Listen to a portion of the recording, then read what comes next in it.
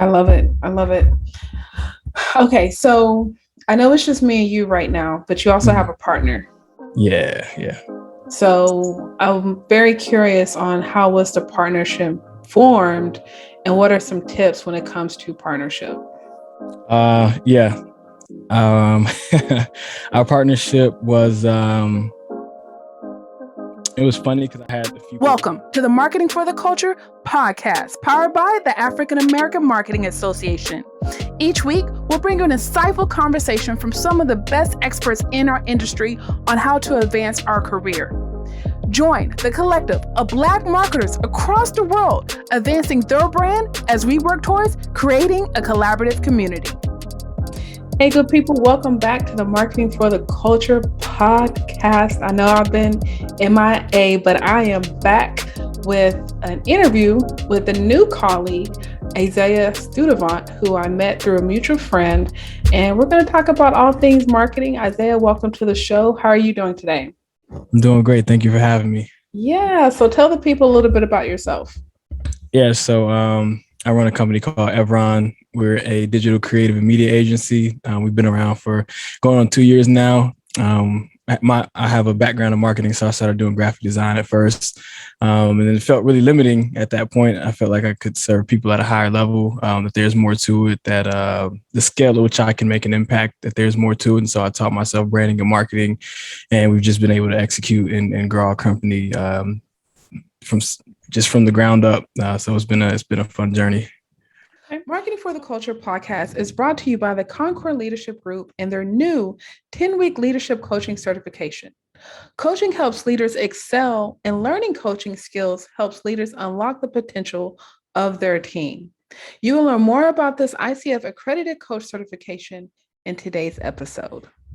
Okay, so I want to dive into that a little bit more. I wish I had the skill set of graphic design because I would save a lot of money.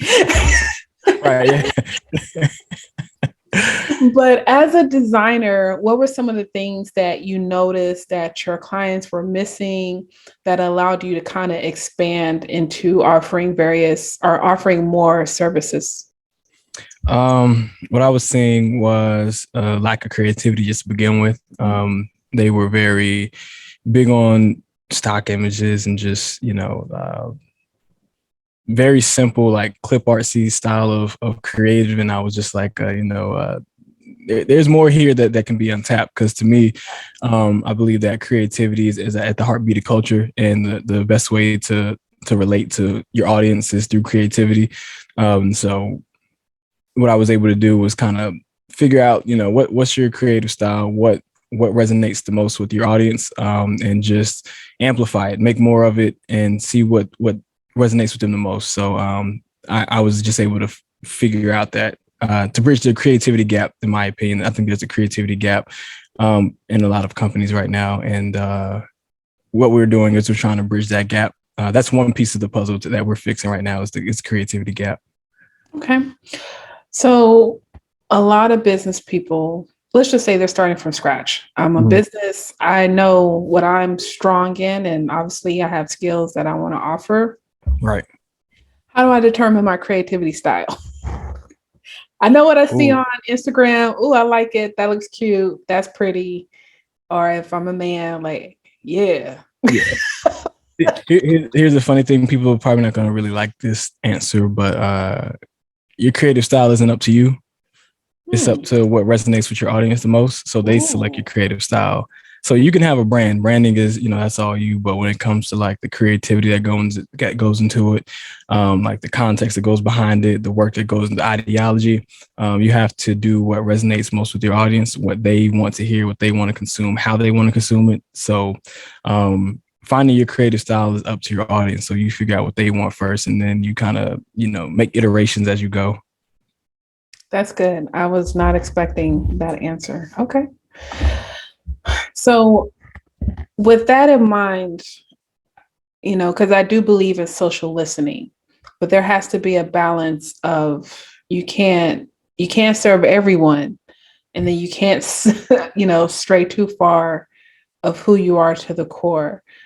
So I guess just kind of help me understand how you navigate this process with your clients.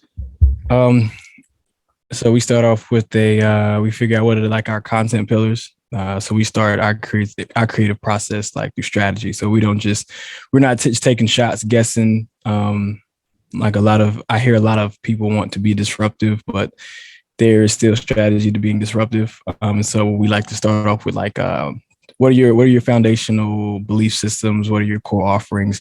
What is it that makes you who you are? That's how we start. And then we play our creativity within inside those boundaries so that we don't go too far and it's like totally off brand. So the audience does choose the creativity, but like we give them options. We don't just like let them go left field and it not be on brand at all, and it just loses the integrity. That's the last thing we want to do is sacrifice integrity for creativity. That's something that's not our MO. So we like to start off by saying like, here are some of the topics that we believe will resonate most with your audience. These are on brand. Perfect. Let's start to make iterations of it. So we're huge on iterations, making iterations of the content, the context behind it, the ideology, the creative.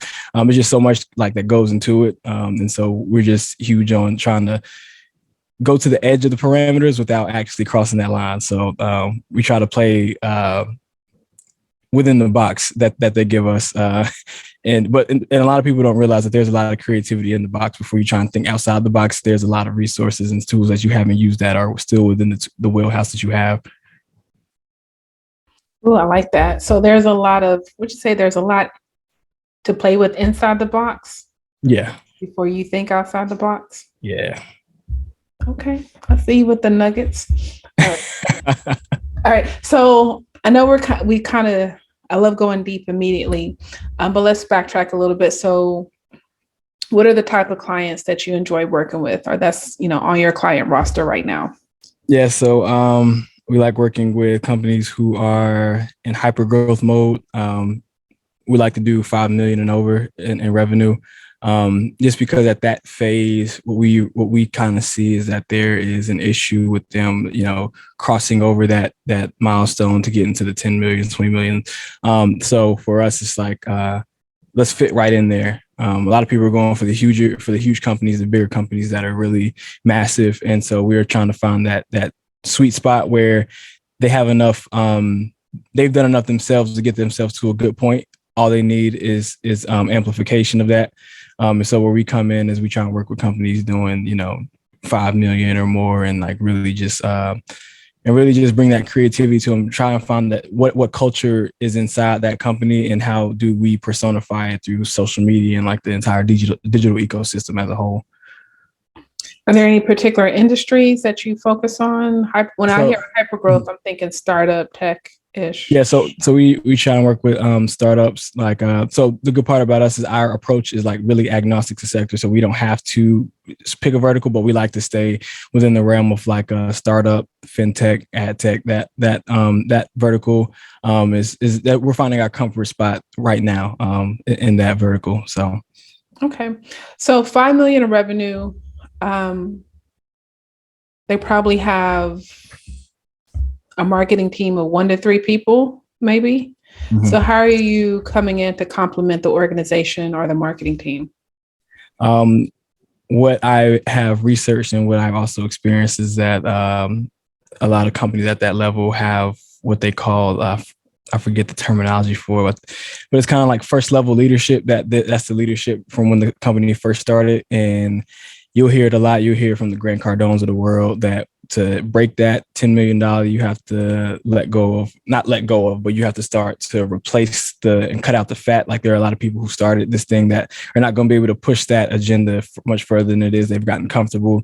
And so for us, it's like, we're just coming in to really extract the most out of what's already there. So there may be maybe people who need to get replaced or they're people who are good. They just don't have the backing. Like their team is a team of 2 and you're trying to build this entire acquisition machine and it's like it's not enough, and then hiring is a lot of money, and it's like, let's try agency world. So we try and come in and supplement and be like, hey, take some of the stress off of you, put some of that weight on us, because I feel like distributing the weight can make the vision go much further. And so like that's how we try to take that approach. Consultants and marketers sometimes need to be coaches. But what if you don't know if you're really coaching? The Concord Leadership Group's program will teach you how to utilize coaching skills and frameworks and how to market your services so you can create a new revenue stream. For more information, go to concordleadershipgroup.com/coach-certification. That's concordleadershipgroup.com/coach-certification to apply for your next course today. I love it. I love it. Okay, so I know it's just me and you right now, but you also have a partner. Yeah. So I'm very curious on how was the partnership formed and what are some tips when it comes to partnership? Yeah. Our partnership was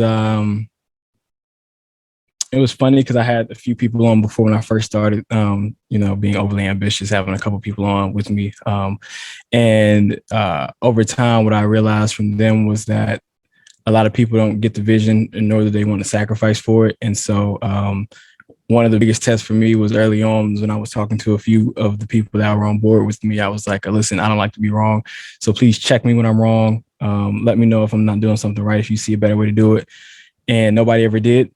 And so it got to a point where everybody pretty much left and it was just me. And I got a call one day from somebody who was supposed to still be on board, but he wasn't. And he introduced me to my partner that's now, his name's Shalik. And it's funny, the very first time I spoke to him, we were talking about, actually doing this business thing full time. He kind of ripped apart all my ideas and all my goals that I had. And he was like, yeah, there's a lot of this that we need to fix. And from that moment, I knew that there was something different about him.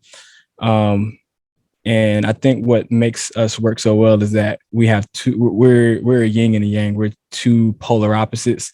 And so we get to see the spectrum from a very different point of view. Like I may be hell bent on one idea and then he may come from left field. And I'm like, dude, I didn't even think of that because I'm not even thinking in that perspective. And it actually, his idea fits better than mine or my idea fits better than his. And I think one of the best ways to do a partnership is having somebody who is in a sense at one extreme and you're at the other, because now you have the entire spectrum to meet and find common ground and see who's right, instead of it just being you or you having someone very similar to you, because now you've missed the other half of the spectrum that you just might not have, that might have been more lucrative for you if you had somebody who was on that opposing side.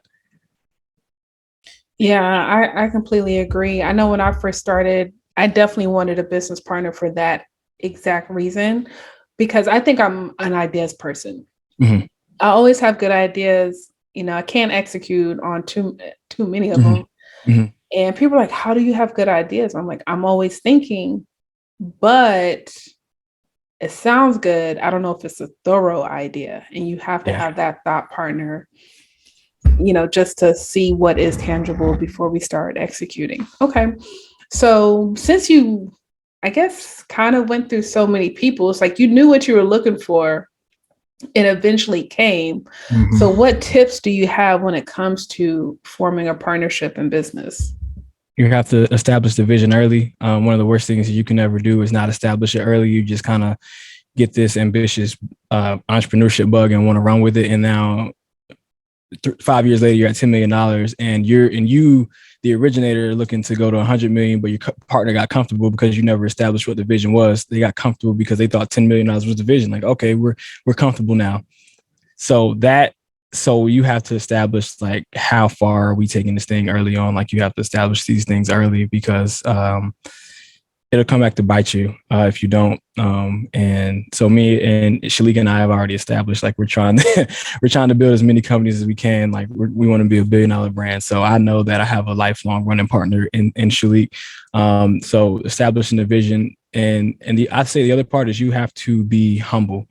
You think as the entrepreneur, as half of it, that your voice sometimes matters more than the other.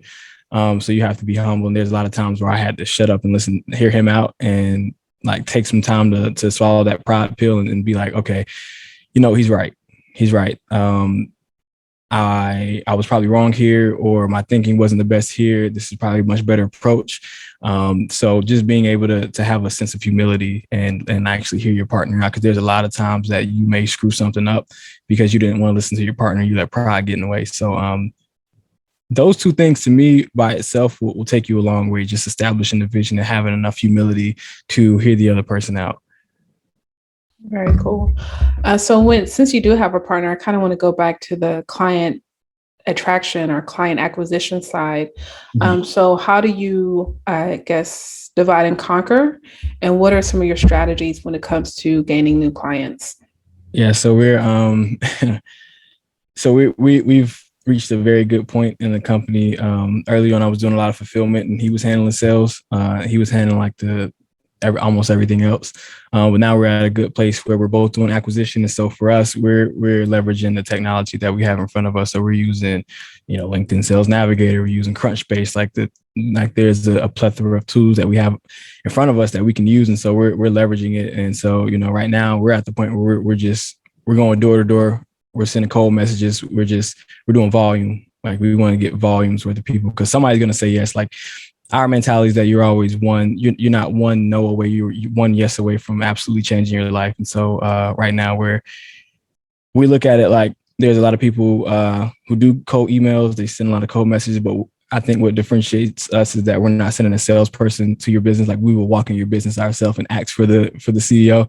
And you'd be surprised, it gets you a long way. Like people respect the fact that you actually walk in their business and want to talk to them. And so a lot of times they'll give you the time of day where they'll set a meeting and they'll stick to it just because not that many people are willing to kind of take the humble road and walk in there because they sometimes feel like, hey, I'm too big. I'm the CEO.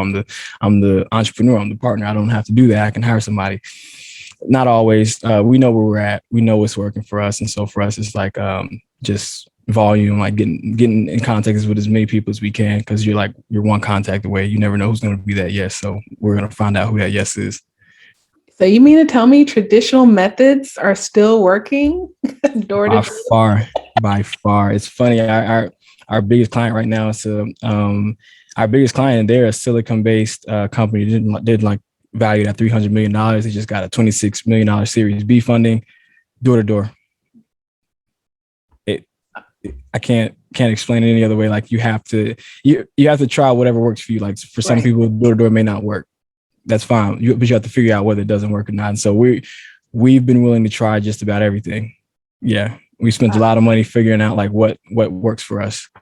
I agree. And I do think, especially when you're new, you have to just throw as much out there to see what sticks. Absolutely. Another thing that's important though, your target. At least 5 million in revenue. So they're probably hovering with 10 to 50 employees, maybe. So it's not too many people. So there's not that many gatekeepers, but I think that's the importance of knowing your ideal client, how to get to them, how to target them. So yeah, got to do your homework, people. Absolutely. Got to do your homework and figure out what works. So what else do we need to know? What are we missing? I know you dropped a few resources with LinkedIn, Sales Navigator, and Crunchbase. What are some other resources that is just helping you, and not just gaining clients, but just being efficient in operations as well?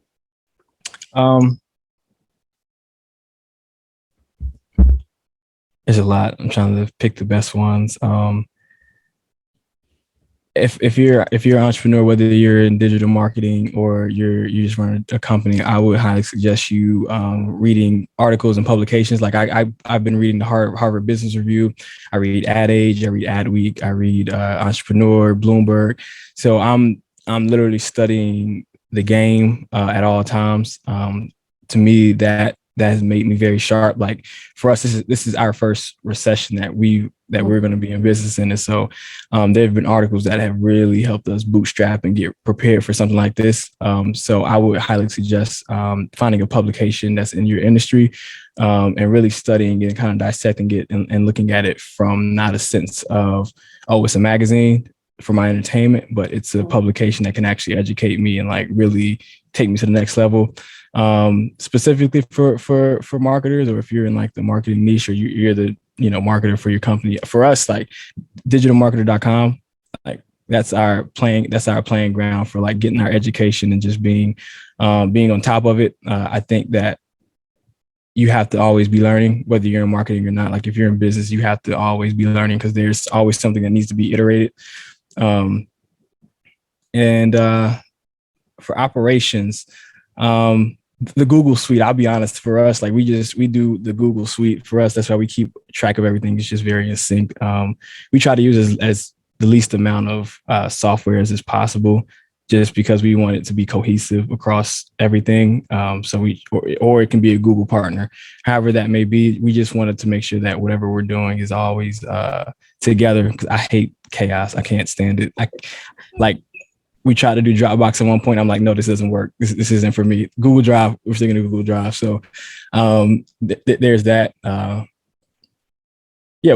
promise you, we really don't use a lot of things to make what we do work. Like we're looking to, in the next 6 months, to scale our tech stack to something much more complex, because we know that for our growth potential and where we're looking to be in 6 months is going to require a lot of more things.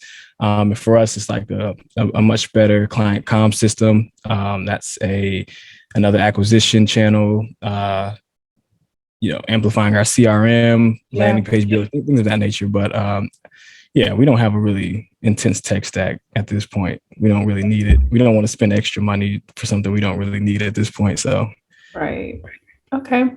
Before we wrap up, is there anything else that you would like to drop for the listeners, and of course, how they can find you and all that other good stuff? Yeah, you can find us everywhere. Evron Digital. Look us up: Pinterest, LinkedIn, TikTok, Twitter, Facebook, Instagram, YouTube, wherever. We're a social media company, so we kind of have to be everywhere. But